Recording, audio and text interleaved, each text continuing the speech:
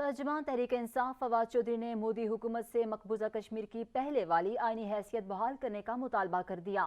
کہا شہباز شریف کے بھارتی وزیر اعظم مودی سے متعلق بیان کو سن کر دھچکا لگا۔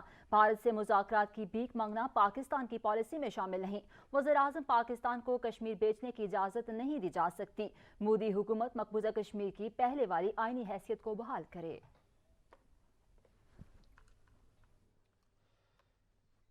کراچی بلدیاتی انتخابات کے نتائج مکمل ہو گئے۔ پیپلز پارٹی نے میدان مار لیا۔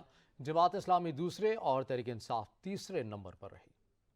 سندھ بلدیاتی انتخابات کا دوسرا مرحلہ پاکستان پیپلز پارٹی کے نام۔ جماعت اسلامی نے بھی بڑی جماعتوں کو ٹف ٹائم دیتے ہوئے دوسری پوزیشن پر قبضہ جما لیا۔ الیکشن کمیشن نے کراچی کی تمام 235 یونین کونسلز کے نتائج جاری کر دیے، جس کے مطابق پاکستان پیپلز پارٹی نے 93 یوسز سے کامیابی حاصل کی ہے۔ جماعت اسلامی 86 یوسز میں کامیابی کے بعد دوسرے نمبر پر ہے۔ پاکستان تحریک انصاف کو کراچی ڈویژن میں 40 یوسز پر کامیابی ملی۔ مسلم لیگ نون نے 7، جمعیت علماء اسلام فے نے 3 اور تحریک لبیک نے 2 نشستوں پر کامیابی حاصل کی۔ مہاجر قومی موومنٹ 1 یوسی پر اور آزاد امیدوار 3 یوسیز پر کامیاب ہوئے ہیں۔ 10 یوسیز پر امیدواروں کے انتقال کے باعث پولنگ نہیں ہوئی اور ایک نشست پر پاکستان پیپلز پارٹی کے یوسی چیئرمین وائس چیئرمین بلا مقابلہ کامیاب ہوئے۔